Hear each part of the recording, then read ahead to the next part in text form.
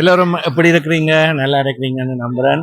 இன்று என்னுடைய பார்ட்னர் சந்துரு இன்றி தனியாக தருகின்றோம். 2 பேரும் வேறு வேறு இடங்களில் இருக்கின்ற காரணத்தினால் இன்றைய தினம் இலங்கை அணி அறிவிக்கப்பட்டிருக்கின்ற நிலையில் உடனடியாக அந்த விவரங்களை தர வேண்டும் என்ற நிலையில் நான் உங்களை இன்றைய தினத்தில் சந்திக்கின்றேன்.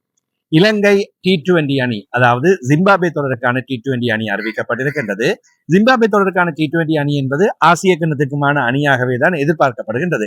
ஆனால் இலங்கை கிரிக்கெட் அறிவிப்பின்படி இது ஜிம்பாப்வே தொடருக்கான 3 போட்டிகள் அடங்கிய 2020 தொடருக்கான அணியாகவே அறிவிக்கப்பட்டிருக்கின்றது. அந்த வகையில் 4 மிக முக்கியமான மாற்றங்கள் இந்த அணியில் செய்யப்பட்டிருக்கின்றது என்பது இங்கே முக்கியமானதாக இருக்கின்றது. நீண்ட நாட்களாக போதிய அளவு வாய்ப்பு கொடுத்தும் தவிர்த்த அல்லது பிரகாசிக்க முடியாமல் போன அபிஷ்க பெர்னாண்டோ அணியிலிருந்து நீக்கப்பட்டிருக்கின்றார், வெளியேற்றப்பட்டிருக்கின்றார். அதே போன்று இன்னும் ஒரு சிரேஷ்ட வீரரான தினேஷ் சந்திமாலும் அணியால் வெளியேற்றப்பட்டிருக்கின்றார். இனி அவர்களுக்கு வாய்ப்புகள் போதும், புதிய அணியை உருவாக்க வேண்டும் என்ற நிலைமையில் புதியவர்களை அணிக்குள் கொண்டு வந்திருக்கின்றார்கள். அதே போன்று பங்களாதேஷ் தொடரில் ஜெஃப்ரி வெண்டர்ஸை இவர் ஏன் சேர்த்துக் கொள்ளப்பட்டார் என்பது மிகப்பெரிய அளவில் விமர்சிக்கப்பட்டிருந்தது. கடந்த பங்களாதேஷ் தொடர் பற்றிய நிகழ்ச்சியின் பொழுது நான் இதை மீண்டும் மீண்டும் சொல்லி வந்திருந்தேன். இவ்வாறான நிலைமையில் 2020 போட்டிகளில் இருந்து ஜெஃப்ரி வெண்டர்ஸை இப்பொழுது நீக்கப்பட்டிருக்கின்றார். அவரை தாண்டி இப்பொழுது துஷான் ஹேமந்த் சுழற்பந்து வீச்சாளராக அணிக்குள் வந்திருக்கின்றார். நுவனிது பெர்னாண்டோவின் வருகைதான் மிக அதிகமாக பேசப்படுகின்றது. ஆனால் இவர் எவ்வாறு விளையாடப் போகின்றார், இவருக்கான இடம் அல்லது அபிஷ்க பெர்னாண்டோவின் மீள் வருகையாக மீள் நிரப்புகையாக அது இருக்குமா என்பதை கொஞ்சம் பொறுத்து பார்க்க வேண்டியதாக இருக்கின்றது. அதே போன்று புதிய வீரராக விஷயன் கலம்பகே இவர் அணிக்குள் உள்வாங்கப்பட்டிருக்கின்றார். இவர் 20 வயதான துடுப்பாட்ட வீரர் என்பது இங்கே முக்கியமானது. பந்தும் வீசக்கூடியவர், லெக் பிரேக் பந்து வீசுகின்ற வலதுகர துடுப்பாட்ட வீரர். இவர் அணிக்குள் உள்வாங்கப்பட்டிருக்கின்றார். இலங்கை 19 வயதுக்குட்பட்ட அணிக்காகவும் இவர் விளையாடி இருக்கின்றார் என்பது இங்கே சுட்டிக்காட்டத்தக்கது. அதே போன்று கமில் மிஸ்ரா இவர் 24 வயதுகளை பூர்த்தி செய்தவர். இலங்கை அணிக்காக 3 2020 போட்டிகளில் விளையாடி இருக்கின்றார். 15 ஓட்டங்களை தான் 3 போட்டிகளிலும் பெற்றிருக்கின்றார். இதில் ஒரு போட்டியில் 13 ஓட்டங்கள். இடதுகர துடுப்பாட்ட வீரர், ஆரம்ப துடுப்பாட்ட வீரர். எனவே இவராலும் பிரகாசிக்க முடியாமல் போயிருக்கின்றது. சில வேளையில் ஜிம்பாப்வே தொடர் சரியான முறையில் இலங்கைக்கு அமையமாக இருந்தால் இவர்களுக்கான வாய்ப்பை கொடுத்து மற்றும் நிசங்க, குஷல் மெண்டிஸ் போன்றவர்களுக்கு ஓய்வினை வழங்குவதற்கான வாய்ப்புகளும் இருக்கின்றன என்பது ஓரளவு யூகிக்கக்கூடியதாக இருக்கின்றது. இவர்களை தாண்டி ஈஷான் மாலிங் அணியிலிருந்து நீக்கப்பட்டிருக்கின்றார். அதே போன்று கணித ஹசரன் உங்களுக்கு தெரியும், உபாதை காரணமாக அவர் அணியில் சேர்த்துக் கொள்ளப்படவில்லை என்பது இங்கே முக்கியமானது. துஷான் ஹேமந்த, வியாஸ்காந்த் இவர்கள் இருவர் பற்றி தான் நாங்கள் அதிகம் பேச வேண்டும். எந்த ஒப்பீட்டளவில் யாரை உள்ளே கொண்டு வருவது, 2 பேருக்கும் இடையிலான ஒப்பீடுகள் அல்லது பேச்சுகள் என்று பார்க்கின்ற வேளையில் 2 பேருமே பந்து வீச்சில் சமபலமானவர்கள். எனவே வியாஸ்காந்தின் பந்து வீச்சு அனுபவம் குறைவென்றாலும் கூட 24 வயதுகளை அண்மித்திருக்கும் வியாஸ்காந்த், துஷான் ஹேமந்த மறுபுறத்தில் 31 வயதை தொட்டிருக்கக்கூடிய ஒருவர். இவர்கள் இருவருக்குமான பிளஸ் என்று பார்க்கின்ற வேளையில் 2 பேரும் லெக் ஸ்பின் பந்து வீச்சாளர்கள், உள்ளூர் போட்டிகளில் ஓரளவு பிரகாசித்திருக்கின்றார்கள். ஆனால் வியாஸ்காந்தை பொறுத்தவரையில் சர்வதேச லீக் போட்டிகள் பலவற்றில் விளையாடிய அனுபவம், சர்வதேச வீரர்களோடு விளையாடிய அந்த அனுபவம், அந்த பயிற்சிகள் என்பன வியாஸ்காந்திற்கு மிக முக்கியமாக இங்கே வாய்ப்பு வழங்கப்பட்டிருக்கலாம் என்று பேசக்கூடிய விடயம். அதே போன்று அவருடைய வயது, மிக நீண்ட நாட்களாக விளையாடக்கூடியவர். லாங் டேர்ம் பிளானில் பார்க்கும் போது வனிது ஹசரங்கவின் 100% மீள்நிரப்புகையாக வியாஸ்காந்தை நாங்கள் பார்க்கக்கூடியதாக இருக்கும். துஷான் ஹேமந்த் இந்த அணிக்குள் உள்வாங்கப்பட்டதற்கான காரணம், முக்கியமான 2 காரணம் வியாஸ்காந்திலும் பார்க்க நான் பார்ப்பது. ஒன்று, அவருடைய துடுப்பாட்டம். அவர் துடுப்படுத்தாடக்கூடியவர், சகலதுறை வீரராக பந்து வீசும் சகலதுறை வீரர் என்று சொல்லலாம்.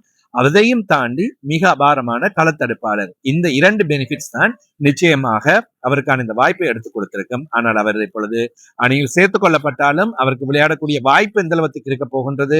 மஹிஷ் தீக்ஷண, அதே போன்று அவரோடு இணைந்து துனித் வெள்ளாளகை இருவரும் தான் சுழல்பந்து வீச்சாளராக விளையாடுவார்கள். கமிந்து மெண்டிஸ் ஏற்கனவே அணிக்குள் சுழல்பந்து வீசக்கூடியவர் இருக்கின்றார். அணியின் தலைவர் பந்து வீசிக் கொண்டிருக்கின்றார் சரித் அசலங்க. எனவே 3வது சுழல்பந்து வீச்சாளரோடு இலங்கை அணி களமிறங்குமா என்பது 2020 போட்டிகளில் கொஞ்சம் கேள்வியாகவே இருக்கின்றது. எவ்வாறு அணி அமையப் போகின்றது என்பதை போட்டிகளின் பொழுதுதான் நாங்கள் பார்த்துக் கொள்ள வேண்டியதாக இருக்கும். எனவே 4வது இலக்க துடுப்பாட்ட வீரர் அடுத்தவர் என்று பார்க்கின்ற வேளையில் தான் யாருக்கு அந்த வாய்ப்பு வழங்கப்பட போகின்றது. என்ன பொறுத்தவரையில் கமிந்து மெண்டிஸ் அந்த இடத்துக்கு பொருத்தமானவர். அவரை முன்னோக்கி துடுப்படுத்தாட வைத்து 5வது இடத்தில் சரித் அசலங்க துடுப்படுத்தாடுவது, அல்லது சரித் அசலங்க 4வது இடத்திலும் கமிந்து மெண்டிஸ் 5வது இடத்திலும் துடுப்படுத்தாடுவது கூட பொருத்தமாக இருக்கும். அதன் பின்னர் துனித் வெள்ளாளகை இருக்கின்றார். அதே போன்று இவரை அணிக்குள் மீண்டும் மீண்டும் வைத்திருக்கின்றார்கள், இவர் எதற்காக என்று பங்களாதேஷ் தொடர் நிறைவடைந்தது நடந்த நிகழ்ச்சியின் பொழுது மிகப்பெரிய அளவில் கேள்வி எழுப்பியிருந்தேன். எனக்கே அடித்தது போன்று துஷ்மாந்த சமீர மிக அபாரமாக தன்னுடைய மீள்வரகை ஒன்று காட்டியிருந்தார். நான் அந்த பங்களாதேஷ் நிகழ்ச்சியை முடிந்ததுமே சொல்லியிருந்தேன், பங்களாதேஷ் தொடரில் சொதப்பியவர் வந்து உள்ளூர் போட்டி ஒன்றில் அதிரடியாக துடுப்படுத்தினார் என்று. துடுப்பாட்டம், பந்து வீச்சு இரண்டிலும் மிக சிறப்பாக செயல்பட்டுக் கொண்டிருக்கின்றார். அதே போன்று ஸ்ரீலங்கா கிரிக்கெட்டால் ஏற்பாடு செய்யப்பட்ட T20 லீக்கிலும் துடுப்பாட்டத்திலும் அதிக ஓட்டங்கள் இல்லாவிட்டாலும் கூட அவருடைய துடுப்படுத்தாடுகின்ற இடத்தில் அவர் பெற்றுக்கொண்ட ஓட்டங்கள், அதே போன்று கூடுதலான விக்கெட்டுகள் இவற்றை பெற்றதன் காரணமாக அவர் நிச்சயமாக அணிக்குள் சேர்த்துக் கொள்ள வேண்டும் என்கின்ற அடிப்படையில் கொண்டு வரப்பட்டிருக்கின்றார். எனவே சாமிக்க கருணாரட்ன அதை சரியான முறையில் பாவித்துக் கொள்ள வேண்டும். இது அவருக்கான இறுதி வாய்ப்பு. ஜிம்பாப்வேயோடு கை கொடுக்குமாயிருந்தால் ஆசிய கிண்ணத்தில் இலங்கைக்கு இவர் மிகப்பெரிய அளவில் சாதகத்தன்மையினை தரக்கூடியவராக இருப்பார். எனவே வேகப்பந்து வீச்சு வீசும் ஒரு சகலதுறை வீரர் அணிக்குள் வருவாராக இருந்தால் அது மிகப்பெரிய பலம். தஷூத் சானுக்க பந்து வீசக்கூடியவராகவும் துடுப்பாட்ட வீரராகவும் விளையாட போகின்ற 11 பேருக்குள் இருக்க போகின்றார்கள். எனவே இலங்கை அணி பலமானதாக இருக்கும். துணித் வெள்ளாளர்கள், மகிஷ் தீக்ஷண பந்து வீச்சாளர்கள் இருப்பார்கள். பினூர பெர்னாண்டோவோடு அசித்த பெர்னாண்டோவா அல்லாவிட்டால் துஷ்மாந்த சமீராவை பாவிக்க போகின்றார்களா என்பது இனி அணி தேர்வில் தான் காத்திருக்கின்றது. ஆக மொத்தத்தில் இலங்கை அணி பலமான அணியாக ஜிம்பாப்வே தொடருக்கு அறிவிக்கப்பட்டிருக்கின்றது. ஆசிய கிண்ணத்திலும் இதே அணி விளையாடப் போகின்றது என்றால் நாங்கள் இன்னும் இந்த அணியை பற்றி அதிகமாக சந்துருவும் வந்ததும் நாங்கள் இன்னும் இணைந்து அதிகமான விடயங்களை பேசக்கூடியதாக இருக்கும். அறிவிக்கப்பட்டிருக்கின்ற அணியின் முழுமையான விவரங்களை இப்பொழுது நான் உங்களுக்கு தருகின்றேன். சரிதா சலங் அணியின் தலைவர் பத்தும் நிசங்க, குஷல் மெண்டிஸ், குஷல் பெரேரா, இவர்கள் மூவரும் தான் முதல் 3 துடுப்பாட்ட வீரர்கள். எனவே அவர்களை பற்றி நான் பேசவே இல்லை. அதன் காரணமாகத்தான் நுவனிது பெர்னாண்டோ, கமிந்து மெண்டிஸ், கமில் மிஸ்ரா, விஷேன் கலம்பகே, தசூன் சானுக்க, துனித் வெள்ளாளகே, சாமிக்க கருணாரட்ன, மஹீஷ் தீக்ஷண, துஷான் ஹேமந்த, மதிஷ பத்திரன, நுவான் துஷார, துஷ்மாந்த சமீர, பினூர பெர்னாண்டோ. பேரை வாசிக்கின்ற வழியில் தான் நான் ஏற்கனவே சொன்னது போன்று நுவான் துஷாரவை தவற விட்டிருக்கின்றேன். நுவான் துஷாரா நிச்சயமாக 2020 போட்டிகள் விளையாடக்கூடிய வாய்ப்புகள் அதிகமாக உள்ளனர். எனவே வேக பந்து வீச்சாளர்களுக்கும் ஒரு போட்டி இருக்க போன்றது. பினூர பெர்னாண்டோ உங்களுக்கு தெரியும், அண்மை காலமாக T20 மிக அபாரமாக பந்து வீசிக் கொண்டிருக்கின்றார். எனவே இந்த தொடரிலும் ஆசிய கிண்ணத்திலும் மிக சிறப்பாக விளையாடுவார் என்று எதிர்பார்க்கலாம். தொடர்ந்து நிகழ்ச்சிகளை பாருங்கள். காமெண்ட்ஸ் பகுதியில் இந்த அணி தொடர்பில் அதிருப்திகள் இருந்தால், அல்லது இவர்கள் வந்திருக்கலாம், அல்லது இவர் இந்த அணியின் தெரிவு நல்லா இருக்கின்றது, அல்லது வேறு யாராவது கணக்கில் எடுக்கப்படாமல் விட்டிருக்கின்றார்களா, அல்லது இலங்கை அணி சிறந்த அணி ஒன்றை தெரிவு செய்திருக்கின்றதா, இது போன்ற கருத்துக்களை நீங்கள் எங்களுக்கு தெரிவிங்கள். மீண்டும் மற்றொரு நிகழ்ச்சியில் சந்திப்போம்.